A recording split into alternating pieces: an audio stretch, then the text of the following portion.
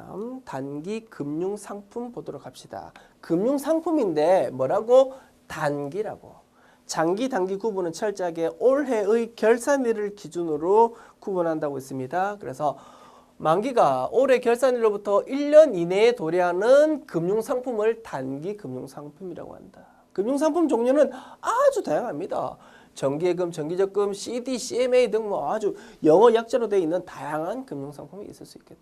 그게 만기가 1년 이내에 도래하면 단기 금융상품으로 분류하는데 주의할 점이 있었죠. 만기가 1년 이내에 도래하더라도 그 금융상품을 회사가 취득할 당시에 만기가 3개월 이내일 경우에는 뭐라고 분류한다고 했습니까? 현금성 자산으로 분류한다고 했습니다. 따라서 금융상품의 경우 사용될 수 있는 계정 과목은 토탈 3가지가 될 수 있겠네요. 첫 번째, 현금성 자산입니다. 최종 재무제표에 공시할 때는 현금 및 현금성 자산이라는 이름으로 공시한다고 했습니다. 그래서 이렇게 표현했고요.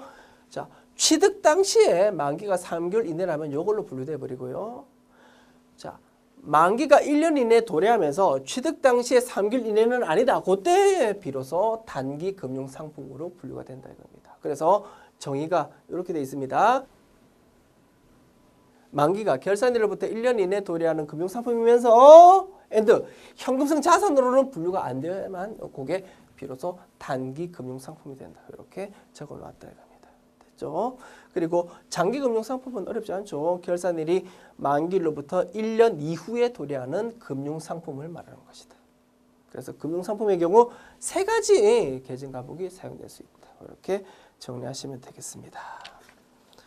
자, 그리고 요거 알아두기 위해서요. 금융상품에 대해서 조금 기술 해놨는데 읽어도 잘 모를 겁니다. 실무에서 접해보면 어렵지 않은데 이렇게 말로 하기는 굉장히 어려운 것 같습니다. 그냥 구경만 해두십시오. 아, 이렇게 다양한 금융상품들은 영어로 적혀있구나. 그 정도만 체크하시면 되겠다.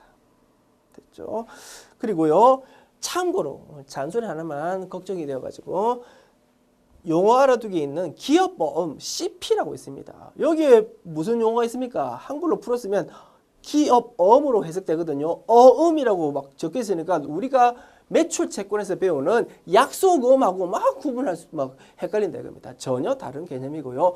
굳이 CP라는 금융상품을 한글로 번역하다 보면 기업어음이라고 그렇게 해석이 된답니다. 그렇게 적어놓은 거고 우리가 알고 있는 약속어음과 전혀 다르다라고 조금 구분해서 이해해 주십시오. 자, 그리고 참고라는 제목으로 설명되어 있는 부분 사용이 제한되어 있는 예금입니다. 자, 예를 들어서 차입금을 돈을 빌릴 때 담보로 제공된 예금이 있다라고 가정합시다.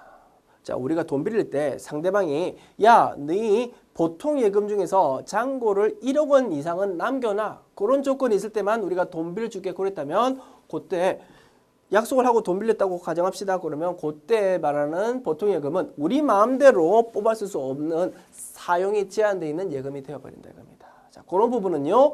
보통 예금, 당연히 요구불 예금이니까 현금 및 현금성 자산으로 분류하고 싶다 그죠? 그렇다 하더라도 사용이 제한되어 있는 상황이라면 그 예금은 현금 및 현금성 자산으로 분류할 수가 없다라고 일반 기업회계 기준에서 명시를 딱 하고 있답니다. 일리는 있어 보인다 그죠? 우리 마음대로 못 뽑아 쓰는 거니까. 그때는 만기에 따라서 단기 금융상품 또는 장기 금융상품으로 분류를 해야 된답니다. 그리고 그 사용이 제한된 이유를 주석에다가 기재를 해야 된답니다. 이렇게 일반 기업회계 기준에서 명시를 하고 있다. 이 부분도요. 종종 시험에 등장하는 것 같습니다. 알아두시면 좋겠습니다. 자, 다음 단기 매매 증권 넘어가 볼게요. 유가증권이라는 개념이 먼저 나오네요. 유가증권은요.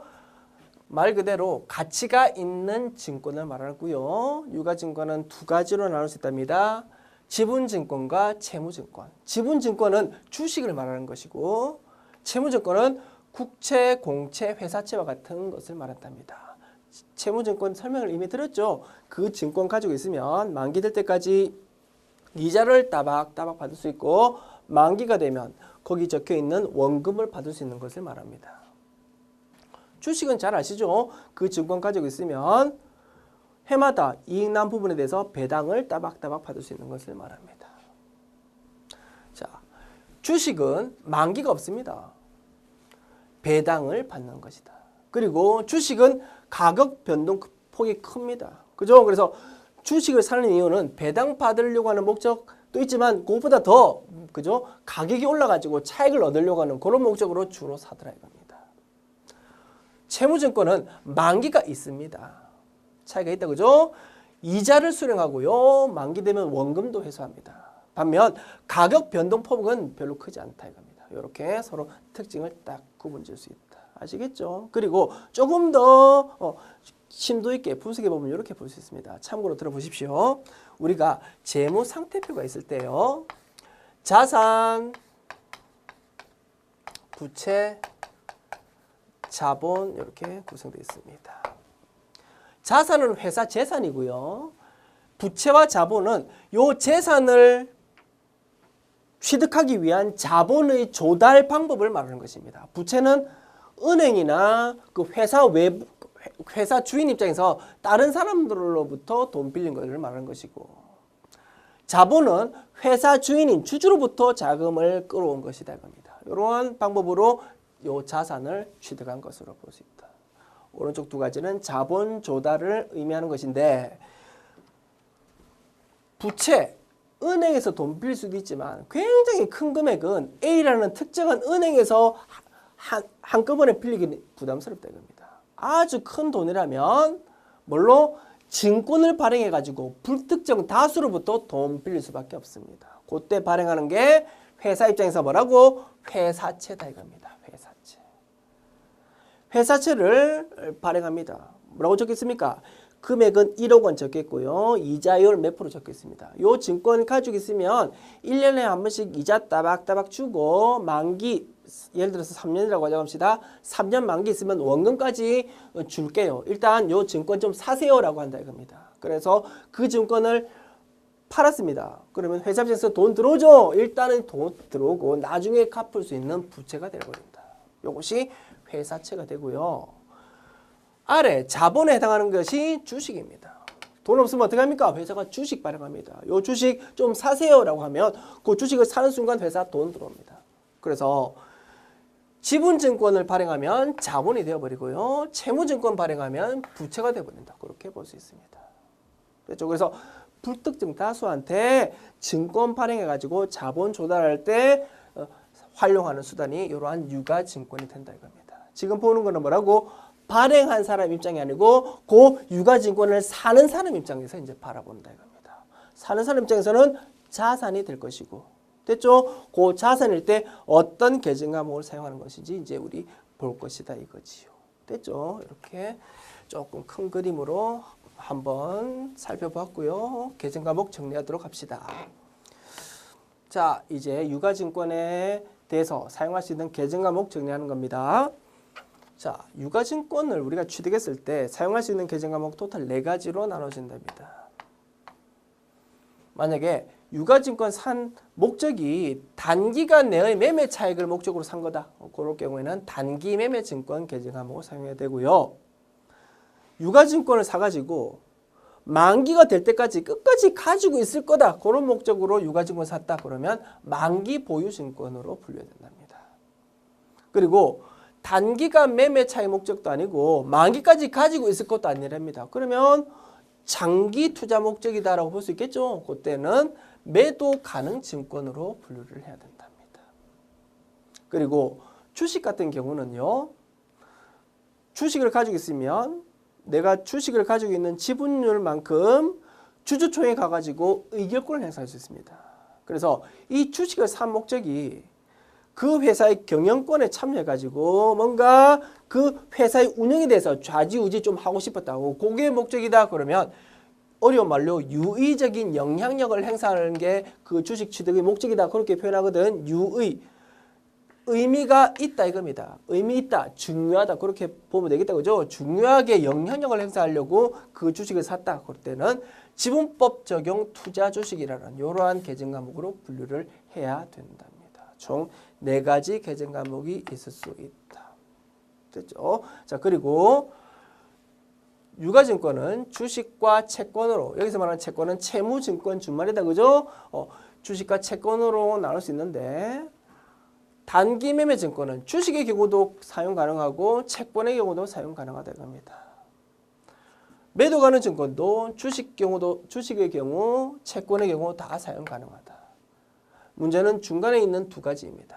만기 보유 증권, 만기까지 유가증권 가지고 있는 거랍니다. 주식은 만기가 있다 없다? 없다 이겁니다. 주식은 만기가 없기 때문에 만기 보유 증권 개념 과목은 only 뭐만 채무증권만 사용 가능하다. 시험 잘 나오게 생겼습니까? 안 생겼습니까? 잘 나오게 생겼다는 겁니다. 주식은 절대 만기 보유 증권이라는 개념 과목 있을 수가 없다. 그리고 지원법 적용 투자 주식 요 개정 과목에 대한 회계 처리는 우리 전산 세무 출제 범위 벗어납니다. 다만 이 부분은 얼마든지 출제될 수 있습니다. 자, 지분법 적용 투자 주식은 그 보유 취득 목적이 뭐라고요? 유의적인 영향력을 행사하는 것이다. 주주총회 가가지고 내 의결권을 행사하는 게 목적이다. 그러면 지분법 적용 투자 주식은 채무증권 같은 경우는 의미가 있다 없다? 전혀 없다 이겁니다. 내가 채무증권 아무리 많이 들고 있어도 주주총회 가서는 아무런 소리 못합니다. 내가 참여할 자격이 없다. 그래서 only 요 개정 과목은 주식에 대해서만 의미가 있는 것이다. 시험 잘 나오게 생겼다 이겁니다. 됐죠? 이렇게 정리해 두시고 자 단기 매매 증권은 지금 보고 있는 유동자산에 해당하는 당좌자산으로 분류됩니다. 자 그리고 나머지 세 가지 개정 과목은요 비유동자산에 해당하는 투자자산으로 분류가 됩니다. 됐죠? 그렇게 분류되고 다만 자 채무증권의 경우 만기가 있습니다. 자 처음에 채무증권을 살 때 만기가 3년짜리였습니다. 당연히 투자자산으로 분류된다고 합니다. 자 투자자산으로 분류되었었는데 시간이 점점 흐름에 따라서 만기가 도래하죠. 그래서 어느 순간 보니까 올해 결산일로부터 만기가 1년 이내로 도래하는 시점에 와버렸다는 겁니다. 그때는 뭘로 분류할 수밖에 없다? 이제 더 이상은 비유동자산이 아니고 유동자산으로 분류돼야 된다. 그래서 그때는 분류가 투자자산, 즉 비유동자산이 아니고 유동자산으로 분류가 되어야 된다. 그때는. 유동자산 중에서 뭐? 당좌자산으로 분류가 되겠죠. 그래서 기본적으로는 요 세 가지 개정 과목이 투자자산이 맞지만 예외적으로 채무증권이면서 만기가 시간이 흘러서 도래하다 보니까 만기가 올해 결산일로부터 1년 이내에 도래하는 시점이 돼버렸다. 그때는 개정 과목 이름은 만기 보유 증권, 매도 가능 증권 이런 이름을 그대로 쓰더라도 분류가 비유동자산이 아니고 유동자산으로 분류가 될 수밖에 없다. 그런 경우도 있을 것이다. 됐죠? 이렇게 딱 정리를 해두시기 바랍니다. 그리고 지분법 적용 투자 주식은 만기라는 거, 즉 주식이니까 만기 자체가 없죠. 그래서 지분법 적용 투자 주식은 유동자산으로 분류될 여지는 전혀 없다 이겁니다. 이렇게 표를 정리해 두시기 바랍니다. 어렵지 않죠? 표 자체로 외우려고 들면 안 되고요. 하나씩 논리적으로 정리해 두시면 키포인트가 딱 정리될 것이고 시험에 어떤 식으로 나오든 다 맞출 수 있을 것입니다. 이렇게 정리하시고 자 재분류 내용이 나옵니다. 자, 일반 기업의 기준에서 유가증권에 대해서 사용할 수 있는 개정 과목 4개로 딱 분류하다 보니까 회사는 되도록이면 자산이 자산을 기록할 때 유동자산으로 기록하고 싶겠습니까? 비유동자산 기록하고 싶겠습니까? 되도록이면 유동자산으로 기록하고 싶다고. 재무상태표를 볼 때요. 유동자산이 많으면 지금 당장 뭔가 돈 줄 수 있는 것이 많다라고 해석되거든. 그래서 회사가 유동성이 높기 때문에 좋은 회사로 평가됩니다. 그래서 회사는 되도록이면 웬만하면 유동자산에 해당하는 걸로 분류하고 싶어하는 그런 욕구가 있거든요. 얼마든지 장난치고 싶어하기 때문에 일반 기업의 기준을 관리하는 금융감독에서는 철저하게 너희들 장난치지 말라라고 딱 규정하고 있다고 합니다. 그래서 그렇게 몇 가지 규정을 해놓은 것이 재분류에 대한 규정입니다. 자, 기본적으로 취득한 다음에 보유 목적이 바뀌더라도 기업 마음대로 단기 매매 증권에서 다른 카테고리로 또는 다른 카테고리에서 단기 매매 증권으로 왔다 갔다 하는 네 마음대로 하지 말라. 한번 딱 기록해 놓으면 그걸로 계속 가라 이겁니다. 1, 2서 보이죠? 왜? 단기 매매 증권은 요거는 유동자산에 해당하니까. 기업 장난 못 치도록 일단 한번 딱 기록해 놓으면 그대로 가도록 규정해 놨다. 키포인트 이렇게 정리하면 되겠네. 단기 매매 증권 얘들로 딱 한번 얘들은 함부로 회사가 마음대로 분류 못한다. 일단 한번 딱 기록하면 그걸로 계속 가야 되는 것이다.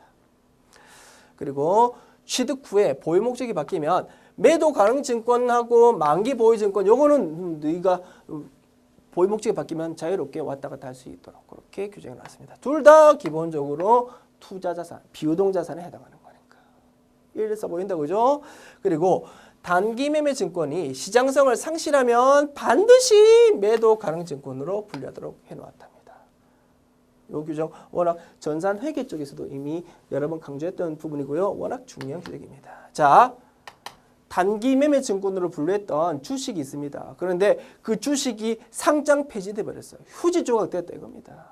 자, 우리가 그 주식 살 때는 단기 매매 차익 목적으로 샀지만 상장 폐지된 주식을 누가 사겠습니까? 우리 마음대로 이제 더 이상 못 팔 수 없는 상황이 돼버렸다 이거지. 따라서 그 주식은 반드시 회사가 선택하는 게 아닙니다. 반드시 뭘로 이제 자유롭게 단타 목적으로 거래 못하는 거니까 매도 가능 증권으로 장기 투자 목적으로 샀을 때 분류되는 요 계정 과목으로 바꿔야만 된다라고 규정이 나왔다.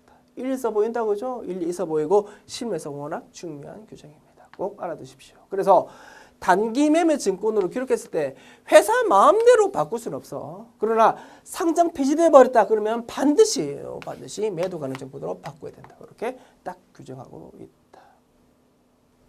그리고요. 재분류라는 회계 처리할 때요. 회계 처리 원칙은 이거랍니다. 선평가한 다음에 후 분류를 한다. 조금 뭐 할 수 있나요? 예를 들어 볼게요. 자, 단기 매매 증권이 우리가 있었는데 상장 폐지돼 버려가지고 눈물을 머금고 매도 가능 증권으로 재분류해야 되는 상황이다라고 가정합시다. 자, 100만 원 주고 주식 샀거든요. 장부 금액 100만 원이었습니다. 그런데 상폐되는 바람에 휴지 조각됐거든요. 그래서 주식급에 계산해 보니까 5만 원으로 떨어져 버렸대. 95만 원만큼 평가 손실 지금 발생했다 그죠? 그 평가 손실을 단기 매매 증권 평가 손실로 해야 됩니까? 아니면 매도 가능 증권 평가 손실로 해야 됩니까? 고민스러울 수 있다 겁니다. 원칙 뭐라고? 먼저 평가한 다음에 즉 평가 손실을 단기 매매 증권이었잖아 원래 그죠? 단기 매매 증권 평가 손실 그렇게 기록한 다음에 그 남아있는 5만 원을 뭘로? 단기 매매 증권에서 매도 가능 증권으로 이름을 바꿔야 된다. 그게 선평가 후 분류의 원칙입니다. 들어보니까 너무나 당연한 소리다 그죠? 그거는 굳이 일단 규칙을 딱 정해놔야 될 거 아닙니까? 당연한 말이지만 그죠? 그렇게 규칙을 정해놓고 이름을 붙이다 보니까 선평가 후 분류라고 이름을 붙일 수 있겠다라는 겁니다. 이렇게 정리했습니다. 자, 회계 처리 빨리 봅시다.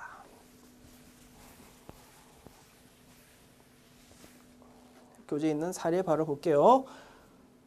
단기 매매 차익을 목적으로 주식 10주를 주당 2,000원에 매입했고요. 매입 수수료 1,000원을 포함하여 현금으로 지급했답니다. 그러면 차변에 단기 매매 증권 2만 원 기록해야 됩니다. 2,000원 곱하기 10주니까. 그리고 매입 수수료 1,000원은 수수료 비용이라는 계정 과목으로 처리하고요. 따라서 현금은 21,000원이 나가니까 대변에 현금 21,000원 기록하게 됩니다. 자, 여기서 나오는 수수료 비용은요. 시계편에서 수수료 비용 이렇게 검색해서 계정 과목 검색한 다음에 선택해서 입력을 해야 되거든요. 그때 수수료 비용 하면 여러 개의 코드 번호가 검색됩니다. 판매비와 관리비 코드 번호도 검색되고요.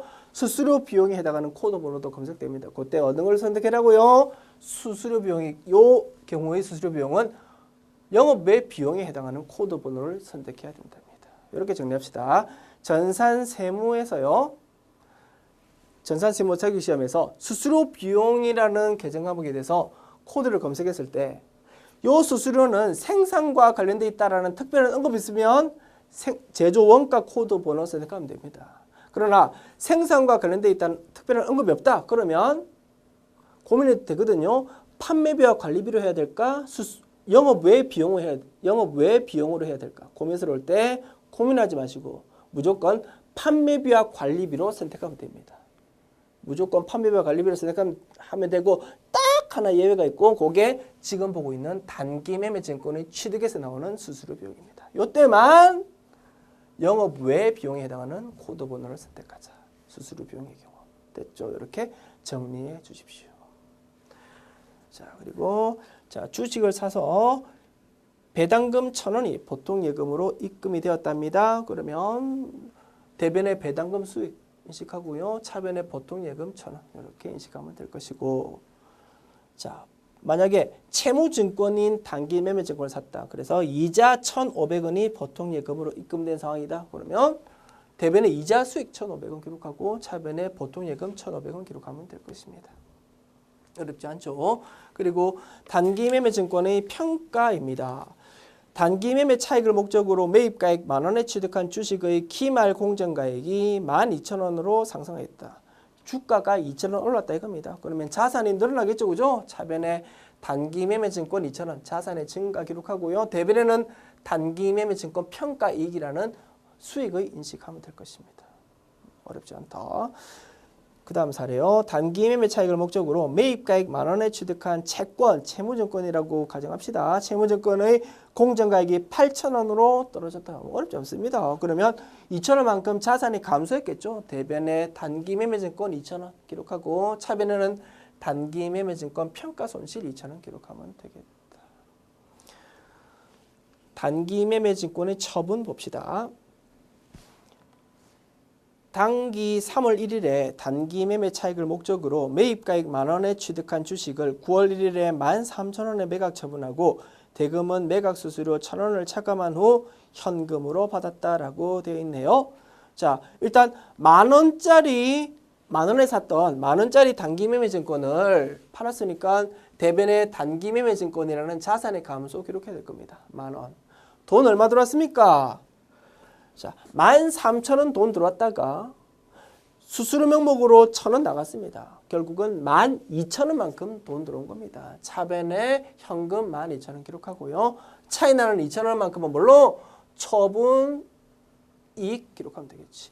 10,000원짜리 단기 매매 증권을 결국은 12,000원에 판 거니까 이렇게 회계 처리할 것이다. 다음 사례요.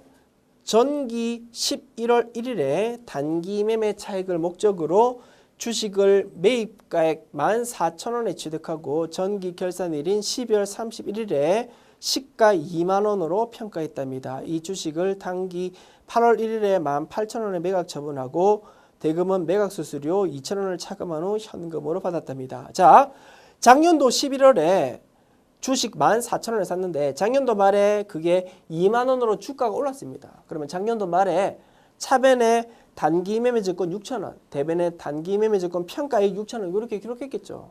그 결과 작년도 말에 장부 금액이 14,000원에서 20,000원으로 올랐을 겁니다. 자, 이제 올해 처분할 때 장부 금액 얼마로 있는 상태라고요? 20,000원으로 있는 상태가 됩니다. 20,000원짜리로 기록되어 있는 단기 매매증권 팔았으니까 대변에 단기 매매증권 20,000원 기록하면 되고요. 자산의 감소. 자, 돈 얼마 들어왔습니까? 자, 18,000원에 팔았다 이겁니다. 돈 18,000원 들어왔다가 2,000원만큼 다시 수수료로 빠져나갔거든요. 결국은 16,000원 돈 들어온 겁니다. 20,000원짜리 단기 매매증권을 16,000원 주고 팔았으니까 4,000원만큼은 손해봤죠. 단기 매매증권 처분 손실 이렇게 기록하면 되겠다. 이렇게 취득과 평가와 처분 회계 처리 정리해봤고, 자, 이제 중요한 로직 정리해보도록 합시다. 굉장히 많이 쓰이는 회계 처리 방법이거든요. 정확하게 정리하시기 바랍니다. 자산을 취득할 때 또는 자산을 처분할 때 운송료, 수수료, 재세금이 종종 등장합니다. 이런 것들에 대해서 회계 처리 어떻게 하는지 일정한 논리가 있다고 합니다. 정리해 드릴게요. 자산을 취득할 때는요, 운송료, 수수료, 재세금을 별도 비용이 아니고 해당되는 자산의 취득 원가로, 즉 자산 계정 과목으로 처리한답니다. 왜? 해당되는 자산을 사가지고 우리 목적에 맞게까지 딱 그 상태로 만들기 위해서는 필수 불가결하게 이런 지출들이 든다라고 보기 때문이다. 회계에서는 이런 지출들을 취득 부대 비용이라고 부릅니다. 따라서 자산 취득할 때는 이런 것들이 생겼더라도 별도 비용이 아니고 해당 자산으로 기록해야 된다. 딱 하나 예외가 있는데요. 그게 조금 전에 봤던 단기매매 증권입니다. 단기매매 증권을 살 때만은 수수료 같은 게 있을 때 별도 비용으로 떼야 되고 그 수수료 비용은 영업 외 비용으로 분류된답니다. 우리가 조금 전에 살펴봤던 단기매매 증권의 취득회계처리 굉장히 예외적인 회계처리였다. 따라서 예외적인 거다 보니까 시험에도 종종 등장한답니다. 이렇게 정리하십시오. 그리고 주식 구입할 때는요. 운송료나 재세금 같은 건 들지 않거든요. 그래서 수수료 비용에 대해서만 언급을 해드렸습니다. 이렇게 정리하시고 자산을 취득할 때 씁니다. 요게 자산 처분할 때는 이렇게 또 나눠진답니다. 자, 그 거래가 일반적인 상거래인지 일반적인 상거래 아닌지에 따라서 회계처리 방법이 달라진답니다. 일반적인 상거래는 동의어가 두어 페이지 후에 설명이 되어 있습니다. 들어만 보십시오. 주된 영업활동입니다. 자, 상기업의 경우 주된 영업활동 뭡니까? 상품 싸게 주고 사와가지고 비싸게 파는 것이 주된 영업활동. 제조기업은요. 원재료 사와가지고 인건비, 경비 투입해서 제품 만들어서 제품을 파는 것이 주된 영업활동입니다. 따라서 원재료 사는 것, 제품 파는 것 이런 것들이 주된 영업활동에 해당합니다. 자, 자산의 처분이면서 주된 영업활동에 해당하는 것이다. 그러면 바꿔 말하면 뭡니까? 상품을 팔거나 또는 제품을 파는 것을 말합니다. 그때 운송료, 수수료, 재세금이 나오면 별도 비용 계정 과목으로 회계 처리한답니다. 운송료는 운반비 계정 과목, 수수료는 수수료 비용 계정 과목, 재세금은 세금과 공과 계정 과목. 분류는 전부 판매비와 관리비로 분류가 된다. 아시겠죠?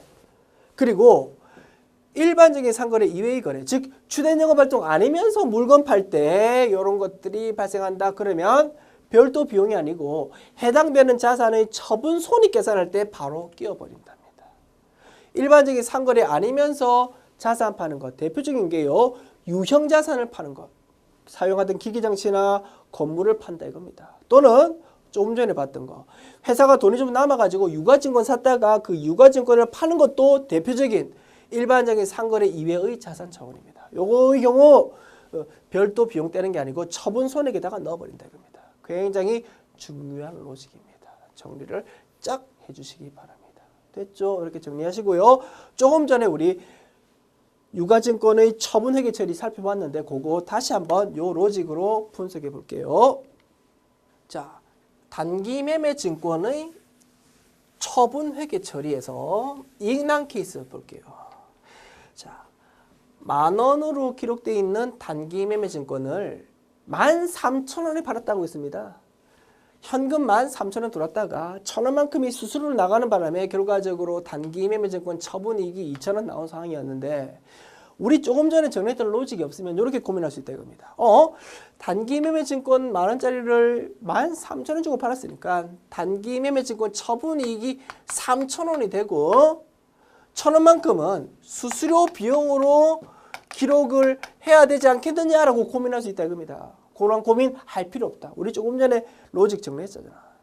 단기매매 증권, 즉 유가증권을 파는 거는 주된 영업활동 아니기 때문에 수수료 비용 같은 걸 따로 기록할 필요 없이 뭘로 처분 손익 계산할 때 바로 집어넣었다 이거. 집어넣기로 했다 이겁니다. 따라서 처음에 예상했던 처분이익은 3,000원이었지만 수수료 1,000원이 발생했기 때문에 결과적으로는 2,000원으로 최종적으로 기록된다.